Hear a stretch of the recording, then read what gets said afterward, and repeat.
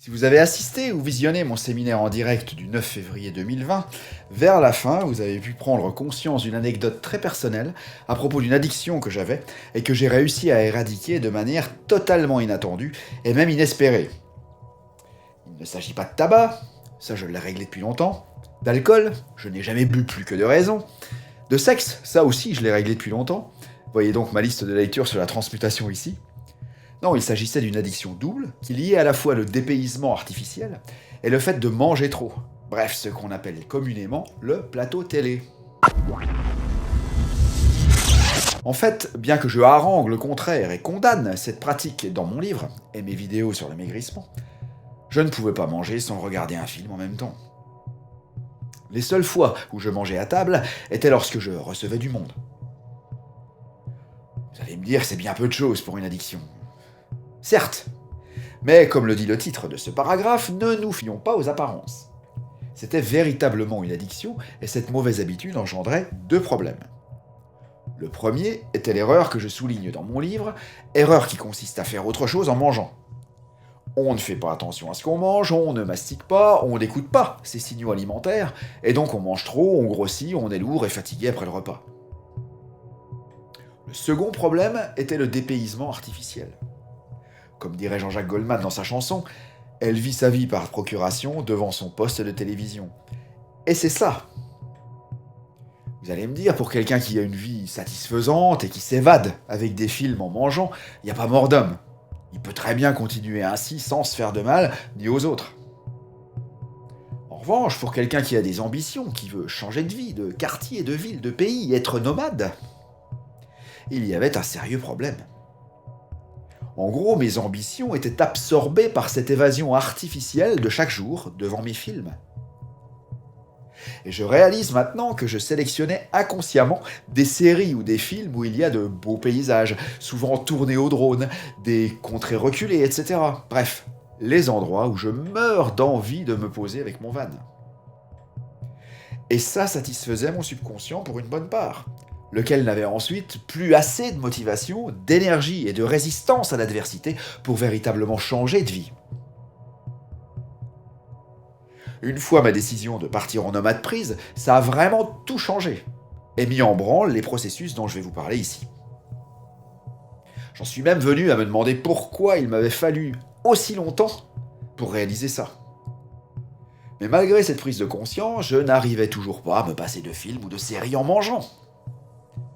Et parallèlement, sans me rendre compte, je pestais sur le fait que les choses, notamment ma vie nomade, n'approchaient pas plus vite. Vous remarquerez que je mets l'imparfait, car cette addiction est résolue maintenant. Je mange à table comme un bon gamin en regardant mon tableau de souhait. Et j'ai profité d'une sorte de gastro pour instaurer de nouvelles règles. En fait, pendant 2 jours, il m'était impossible de manger quoi que ce soit. Et j'en ai donc profité pour jeûner sec. Également en me faisant la promesse qu'à ma reprise alimentaire, je ne ferai plus jamais autre chose en mangeant. Et ce fut facile, grâce à cette période de carence de jeûne sec. En effet, quand on se réalimente après plus de 48 heures sans manger ni boire, manger à table, comme tout le monde, est aussi divin, même sans film. Donc j'ai surfé sur cette nouvelle habitude et voilà, c'est bon, ça fait 6 semaines maintenant que l'addiction a disparu. Bref, laissons-la de côté pour le moment si vous voulez bien. Vous savez maintenant, si vous me suivez depuis quelque temps, que le quartier où j'habite n'est pas reluisant. Heureusement que mon appartement en lui-même est très bien, sinon ce serait un enfer. Bref, il y avait une nuisance notoire depuis des années, les toxicomanes. Et des vrais, hein, des héroïnomanes, pas les fumeurs de shit. Leur centre d'accueil est à un bout de ma rue, et le Auchan de la Cam est à la station de métro, à l'autre bout. On peut y acheter son héroïne en toute impunité, comme on achète son pain au chocolat à la boulangerie, et au nez à la barbe des flics. Moralité, des dizaines de tox déambulaient de nuit et de jour dans ma rue, on aurait dit des zombies dans un film de Dario Argento, tu sais. Car après être allés chercher leur seringue propre à un bout de la rue et acheter leur dose au métro, ils revenaient enfoncer la grille du consortium d'entreprises juste à côté de chez moi pour aller se piquer dans les parkings souterrains. Cette grille ferme avec des aimants, donc un puissant coup de pied bien envoyé, et ça s'ouvre. Et mon mur étant collé à ce consortium, j'entendais 50 fois par jour et 50 fois par nuit leur coup de pied dans la grille qui faisait résonner toute la structure. Ceci depuis des années, c'était devenu carrément intenable. Dans certaines autres vidéos, vous pouvez même les entendre en bruit de fond. Ils enfonçaient la porte pendant que je tournais la vidéo. Parce que ça se passe là, hein. C'est à 5 mètres. Tout le voisinage s'est plaint, à la mairie, à la police, à tout le monde en fait. Et leur réponse était « Bah oui, mais si on déplace leur centre d'accueil de jour, le problème se reproduira ailleurs. » Vous voyez le niveau, hein. Bref, il a fallu 2 voitures brûlées juste devant en moins de 6 mois pour que ça éclaire leur putain de lanterne avec l'idée géniale de mettre des vigiles dans le consortium. Un de jour et un de nuit. Du coup, ne pouvant plus entrer sans se faire jeter, les toxicos, ça s'est su dans leur milieu et ils ne viennent plus. Ou alors une fois de temps en temps, mais c'est très rare. J'en suis même dérangé par le silence maintenant, c'est pour dire.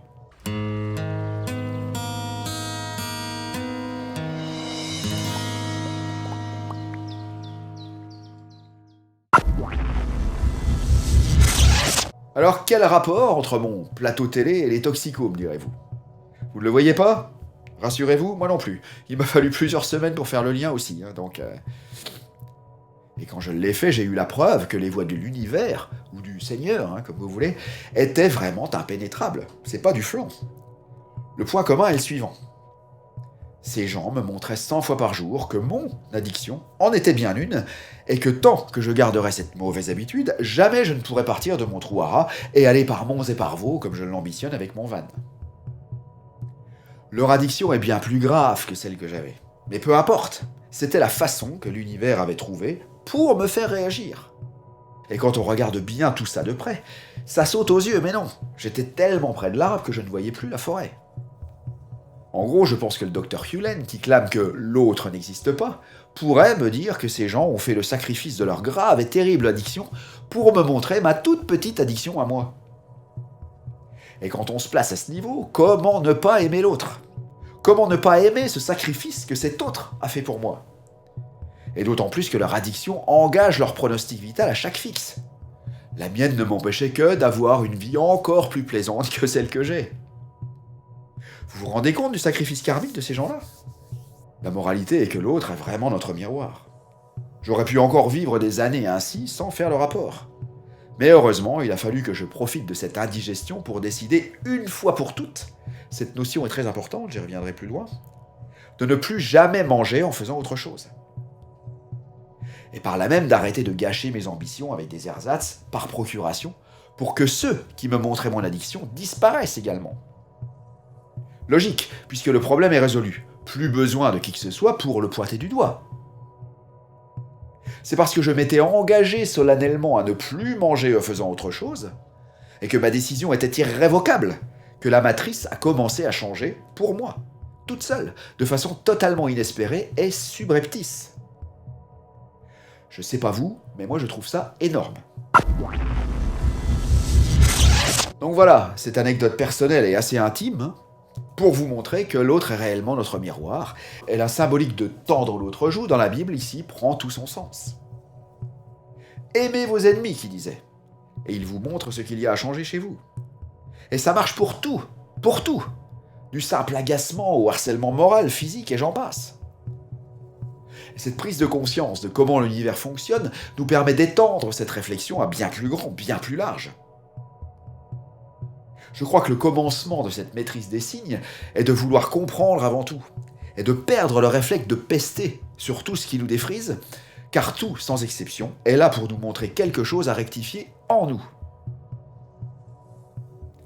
Voilà les amis, laissez-moi donc un pouce en l'air, abonnez-vous, et cliquez ensuite sur la petite cloche, puis sur toutes les notifications, commentez avec vos anecdotes à vous, puis partagez avec ceux que vous pensez être dans le même cas que moi. Profitez-en aussi pour aller visiter ma boutique en ligne, où vous trouverez plein de méditations guidées, de livres audio et de PDF pour aller vers la joie. Il s'y passe toujours un truc, soit une nouveauté, soit une promo, soit deux en même temps. Je vous souhaite l'autre joue.